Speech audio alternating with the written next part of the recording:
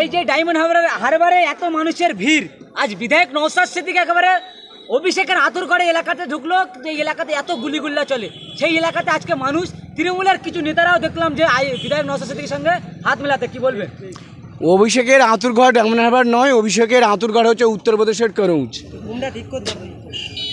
এখানে আজকের যে নওশাদ সিদ্দিকী স্যারের উপস্থিতিতে মজনু লস্করের সমর্থনে অর্থাৎ আমার সমর্থনে যে 1 জুন আসছে দিন, খামচিহ্নে ভোট দিন, আমাদের দলের চেয়ারম্যান শ্রদ্ধেয় অনারেবল পশ্চিমবঙ্গ সরকারের একমাত্র আইএসএফের বিধায়ক তিনি আজকে এসেছিলেন। প্রচুর লক্ষ লক্ষ লোক আজকে উপস্থিত হয়েছে। আজকের এই উপস্থিতি প্রমাণ করছে অভিষেক ব্যানার্জি গোহারা হেরে লোটা কম্বল নিয়ে কালীঘাটে শুয়ে পড়বে।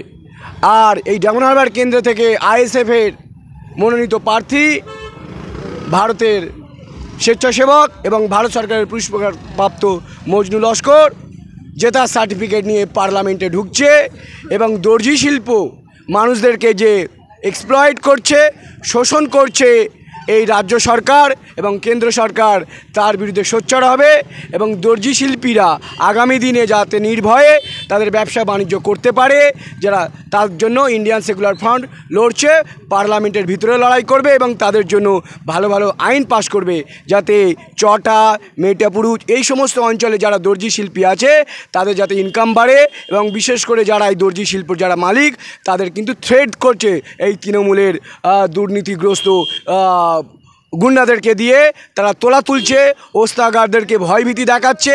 এই দর্জি শিল্পকে কেন্দ্র করে বহু মানুষের জীবন জীবিকা হয়। তৃণমূল চাইছে এই মেটাপুরুষ বা আপনার চটা এই সমস্ত জায়গায় যে দর্জি শিল্পগুলো রয়েছে এই শিল্পগুলোকে ধ্বংস করে দিতে চাইছে। আজকের বাইরের অর্থাৎ আন্তর্জাতিক কাস্টমার কলকাতায় ঢুকতে দিচ্ছে না এই তৃণমূলের সিন্ডিকেটরা। আইএসএফ আসলে এই তৃণমূলের সিন্ডিকেটকে উৎখাত করবে।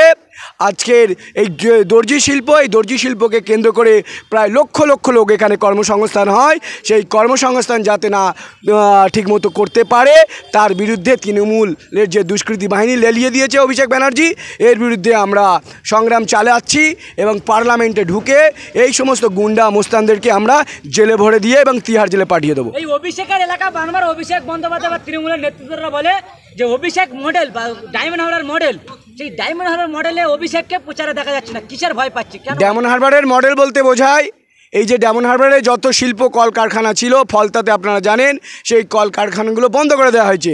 তাহলে দেশের যুবকরা পেটের সন্ধানে বাইরের রাজ্যে চলে গেছে বা বিভিন্ন দেশে চলে গেছে। এইবার তখন তার বউ বা তার বোন বা তার মা অরক্ষিত থেকে যাচ্ছে, অর্থাৎ তাদের প্রোটেকশন দেবার নেই। তখন এই তৃণমূলের পার্টি অফিস থেকে তার বোনকে, তার বউকে, তার মাকে এনে ধর্ষণ করা হয়। তৃণমূলের প্রতিটি পার্টি অফিসে কম বেশি ধর্ষণ করা হয়, পিটে করা হয়, এগুলো করে। এটা হচ্ছে অভিষেকের মডেল যে কলকারখানা বন্ধ করে দাও, পেটের দায়ে দেশের যুবকরা রাজ্যের বাইরে চলে যাবে, দেশের বাইরে চলে যাবে, তাদের ফ্যামিলির প্রোটেকশানে কেউ থাকবে না, তার বোন, তার দিদি, তার মাকে তৃণমূলের পার্টি অফিসে এনে পিটে করার নাম করে দিনরাত ধর্ষণ হবে। এই ধর্ষণ শিল্প তৈরি করেছে মমতা ব্যানার্জির ভাইপো অভিষেক ব্যানার্জি। এই ধর্ষণ শিল্প অচিরেই আমরা বন্ধ করব। এই মানুষের সারা পেলেন কতটা জেতার আশাবাদী হচ্ছেন বা কি জানাবেন? এখান থেকে নওশাদ সিদ্দিকী স্যারের মনোনীত প্রার্থী অর্থাৎ মজনু লস্কর, আমি ভারতের স্বেচ্ছাসেবক এবং ভারত সরকারের পুরস্কারপ্রাপ্ত এবং আইনের উচ্চ ডিগ্রি পঠরত আমি একজন আইন লাভার, দেশের সংবিধান প্রেমী, আমি গরিব মানুষকে ভালোবাসি। গরিব মানুষ যাতে তাদের আয় বৃদ্ধি করতে পারে তার জন্য আমার সংগ্রাম চলছে, চলবে এবং পার্লামেন্টে প্রবেশ করতে পারলে পশ্চিমবঙ্গের প্রতিটি মানুষের যাতে আয় বৃদ্ধি হয় সেই প্রকল্পগুলো অগ্রাধিকারের ভিত্তিতে আমি চালাবো এবং অভিষেক ব্যানার্জি নিশ্চিত হারবে, ঘোয়ারা হেরে লোটা কম্বল নিয়ে কালীঘাটে শুয়ে পড়বে। আর আমি ডায়মন্ড হারবার থেকে জেতার সার্টিফিকেট নিয়ে পার্লামেন্টে যাব।